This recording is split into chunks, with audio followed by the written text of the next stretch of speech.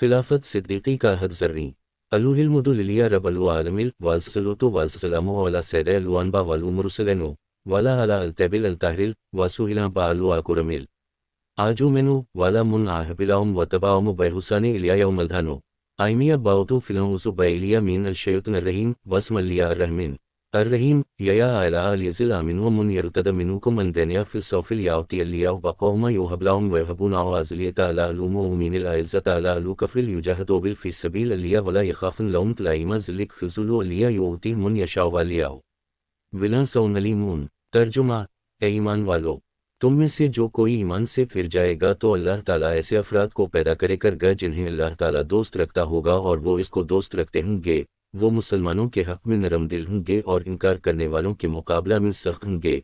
वो अल्लाह ताला की राह में मुजाहिदा करेंगे और किसी मलामत करने वाले की सलामत से नहीं डरेंगे। ये अल्लाह ताला का फजल है, वो जिसे चाहता है अता फरमाता है और अल्लाह ताला बड़ी वुसअत रखने वाला जानने वाला है। सूरत अल-माइदा 54। बिरादरान इस्लाम, इस आयत मुबारका में उन लोगों की सरजनिश की गई है जो दीन से फिर गए और मुर्तदा हो गए, और इस तरह उनकी तंबीह की गई कि अगर तुम इस्लाम से मुंह फेर लो और इसकी गुलामी का पटा अपनी गर्दन से निकाल दो तो याद रखो, दीन को तुम्हारी ज़रूरत नहीं। तुम ये ना समझना कि तुम्हारे मुसलमान रहने से इस्लाम बाकी रहेगा वरना मिट जाएगा, नहीं, ऐसा हरगज़ नहीं, बल्कि अल्लाह ताला तुम्हारी तंबीह के लिए अपने मखसूस बंदों को ज़ाहिर फरमाएगा। उनकी सिफ़ात क्या होंगी, वो कैसी आला शान के मालिक होंगे और बुलंद मरातिब पर फाइज होंगे। इसको इस तरह बयान किया गया: 1. उनका मकाम ये होगा कि वो अल्लाह ताला के महबूब हैं। 2. दूसरी सिफत यह है कि वो हक़ ताला से बहुत ज़्यादा मोहब्बत रखते हैं।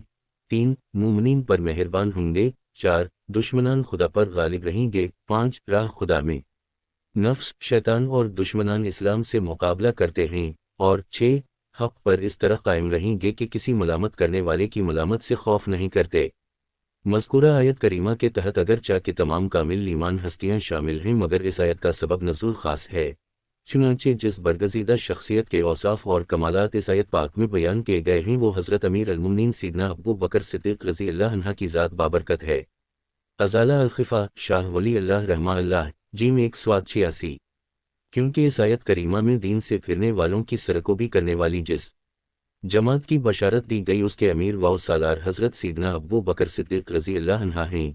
आपके दूर खिलाफत में आप ही की तरगीब व तहरीक पर सहाबा किराम रज़ी अल्लाह अन्हुम ने मुर्तदों और मानीन ज़क़वा से मुकाबला के लिए तैयारी की और इन्हें खलीफा अव्वल की तात की बरकत से फलाह व कामयाबी हासिल हुई। सिद्दीक़ अकबर रज़ी अल्लाह अन्हा की शुजात व दलीरी। हुज़ूर अकरम सैयद अल-मुरसलीन सल्लल्लाहु अलैहि वसल्लम के अहदबार रौनक में जब कोई मुसीबत आती और अहले मदीना मुनव्वरा परेशान व मतफक्कुर होते तो सरकार दो आलम सल्लल्लाहु अलैहि वसल्लम इस मुसीबत का खातिमा फरमाते। उसी मुताबत और पैरवी में हज़रत अबू बकर सिद्दीक़ रज़ी अल्लाह ताला अन्हा कौम के निगरान व मददगार की हैसियत से लोगों के गम का मदावा करते, तन तन्हा मुकाबला के लिए तैयार हो जाते और कौम पर आने वाली मुसीबत का इज़ाला फरमाते और मुश्किलात के भंवर से इन्हें निजात दिलाने के लिए बर वक्त कमर बस्ता हो जाते। लेकिन सहाबा किराम आपकी इस तरह ज़हमत को गवारा नहीं करते ताकि कोई नाखुशगवार हादिसा रूनुमा हो जाए, और आपकी इस बुलंद हमती व पेशरफ्ती, शुजात व दलीरी को देखकर सहाबा किराम ये अर्ज़ करते कि ए अमीर अल-मुमिनीन, आपकी ज़ात से हमको महरूम ना कीजिए। आपका वजूद बाजूद रौनक आराए बज़्म दुनिया ना हो तो इस्लाम का निज़ाम बाकी नहीं रहेगा। चुनांचे हज़रत अब्दुल्लाह इब्न उमर रज़ी अल्लाह अन्हुमा से रिवायत है, लमा बर्ज़ अब्बू बकर वास्तु अली रहलता अख़ज़ली बिन अबी तालिब बुज़मामहा व क़ाल इला अन या खलीफा रसूल अल्लाह अक़वल लक मा क़ाल लक रसूल अल्लाह सल्लल्लाहु अलैहि मानीन ज़क़वा से मुतालिक जब हज़रत अबू बकर सिद्दीक़ रज़ी अल्लाह अन्हा बाहर तशरीफ़ लाकर अपनी सवारी पर सवार हुए तो सैयदना अली रज़ी अल्लाह अन्हा ने सवारी की नकील थाम कर कहा, ए खलीफा रसूल सल्लल्लाहु अलैहि वसल्लम, आप कहाँ तशरीफ़ ले जा रहे हैं? ग़ज़वा उहुद के दिन हुज़ूर अकरम सल्लल्लाहु अलैहि वसल्लम ने आपसे जो फरमाया मैं भी वही अर्ज़ करता हूँ। वसल्लम यौम उहुद शिम सैफ़िक अपनी तलवार मियान में रख लीजिए, वला तफ़जाना बनफ़सक वारजा इला अल-मदीन फ़ौल्ला, आपकी ज़ात से महरूम करके हमें मुसीबत में मत डालाए और मदीना शरीफ वापस आए। खुदा की लिन फजाना बकला यकून, कसम अगर हम पर आपके फ़िराक़ की मुसीबत आए, लला सलाम निज़ाम अबदा, तो कभी इस्लाम का कोई निज़ाम नहीं रहेगा। जामा अल हदीस लिलामाम अल-सियूती, मसनद अबी बकर अल-सदीक़, हदीस नंबर 27527, तारीख़ अल-खलीफ़ा स्वात 75, फ़सल फ़ीमा वक़ो मन खिलाफ़ता। हयात सिद्दीक़ी, शाहान आलम के लिए मशल हिदायत।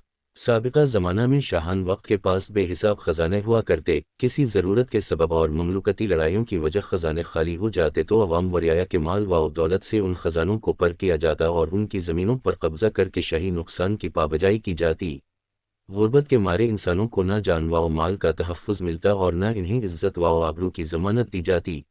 گزشتہ اتوار میں بادشاہ حقوق چھین لیا کرتے تھے اور آپ امیر المومنین ہونے کے باوجود آپ کی انکساری و تواضع کا یہ علم تھا کہ جس دن آپ مسند خلافت پر جلوہ افروز ہوئے اس کے دوسرے دن صبح کپڑوں کا گٹھ لے کر تجارت کی غرض سے بازار کی طرف نکلے تاکہ حسب سابق اسے فروخت کر کے ضروریات زندگی کا انتظام کر سکیں۔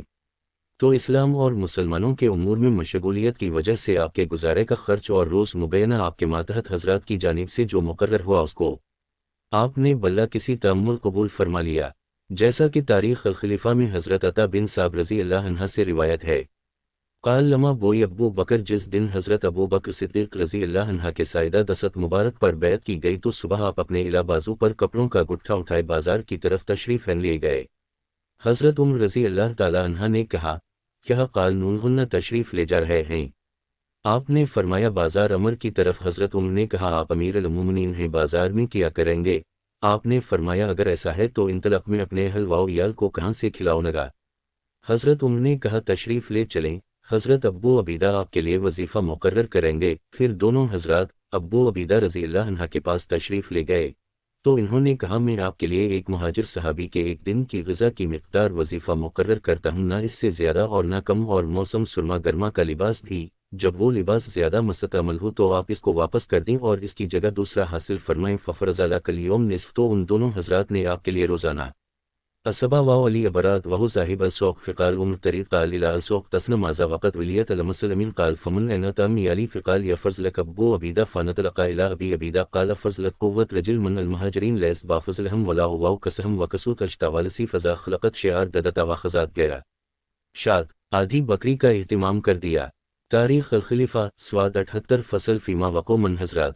بیت المال سے آپ کے لیے جو وظیفہ خدمت اقدس میں پیش کیا جاتا تھا آپ اس کو بڑی احتیاط سے خرچ کرتے، کبھی بیجا صرف نہ فرماتے۔ آپ نے اپنے دور خلافت میں بیت المال سے جملہ 8000 درہم خرچ کیے تھے، یہاں تک کہ وصال اقدس کے وقت آپ نے وصیت فرمائی کہ جتنی رقم خرچ ہوئی اس کے بدلے میرے ترکہ سے 8000 درہم بیت المال میں داخل کر دے جائیں۔ حضرت فاروق اعظم رضی اللہ عنہ نے فرمایا حضرت ابو بکر رضی اللہ عنہ نے بعد والوں کے لیے عمل کا کوئی میدان خالی نہ چھوڑا۔ آپ کی احتیاط کی انتہا یہ تھی کہ زمانہ ایسی احتیاط اور ایسا عمل پیش کرنے سے عاجز ہے، جیسا کہ سنن الکبری للبیاقی میں ہے۔ ان عائشہ رضی اللہ عنہا قالت قال ابو بکر رضی اللہ عنہ الحزر انظر کل شیء وزاد فی مالی منذ دخلت فی حزی علی مار التفرودها الی الاخری فلت منو بعد قالت فلما مت نظرون فیمیا وجدنا زادل فی مالیا الیا نازحہ کلائن یسقی بست کلائن لاو وغلاما نبینتا کلائن لیحملو سبینتا لاو قالت فلا رسلت با الیا عمر رضی اللہ عنہ قالت فلا خبرتو عن عمر رضی اللہ عنہ بکھا وقالا رحیم اللہ آبا بکور لقد آتو اب منبا ادھاؤ تابا شلدہ السن الکبری للبیقی کتاب قسم الفا باب ما یکون للوالی لازم 13389 حدیث نمبر اخلافتہ خلافت صدیقی کا سنہرا دور۔ حضرات سیدنا ابو بکر صدیق رضی اللہ عنہ نے اپنی خلافت کی مختصر مدت 2 سال 7 مہینے میں جو عظیم کارنامے انجام دے ہیں اس کی مثال نہیں ملتی۔ ایک طرف فتنے سر اٹھا رہے تھے اور قوانین اسلام پر حرف لگائے جا رہے تھے تو دوسری جانب اہل اسلام کے سامنے نئے حوادث اور ایسے جدید مسائل پیش آ رہے تھے جن کو حل کرنے کے لیے کتاب و سنت میں کوئی حکم سری نہیں ملتا تھا۔ حضرت ابو بکر صدیق رضی اللہ عنہ نے ان مسائل کو ایسی حدیث کریمہ کی روشنی میں حل فرمایا جن کا ذخیرہ صرف آپ کے پاس تھا۔ اس طرح آپ نے خلافت اسلام کے وہ آئینی نقوش چھوڑے ہیں جن کی بنیاد پر قیامت تک کے لیے خلافت اسلامی و حکومت دینے کا عالی شان قلعہ تعمیر کیا گیا۔ حضور اکرم صلی اللہ علیہ وآلہ وسلم کے وصال اقدس کے بعد تدفین سے متعلق صحابہ کرام کی آراء مختلف ہوئیں۔ سیدنا ابو بکر صدیق رضی اللہ تعالی عنہ صاحب قول فیصل بن کر تشریف لائے اور یہ فیصلہ فرما دیا کہ نبی کرام کا وصال جس جگہ ہوتا ہے ان کا روزہ، جیسا کہ ام المؤمنین سیدتنا عائشہ صدیقہ رضی اللہ عنہا سے روایت ہے، اقدس اور آرام گاہ وہی جگہ ہوتی ہے۔ قالوائن یدفن النبی صلی اللہ صحابہ کرام نے پوچھا روزہ منورہ کہاں بنایا؟ اللہ علیہ وسلم فما وجدنا جائے، ہم میں سے کسی کے پاس اس بات کا اندہد منزلک علماء کوئی علم نہیں تھا۔ پھر حضرت ابو بکر صدیق فقال ابو بکر رضی اللہ تعالی عنہ نے فرمایا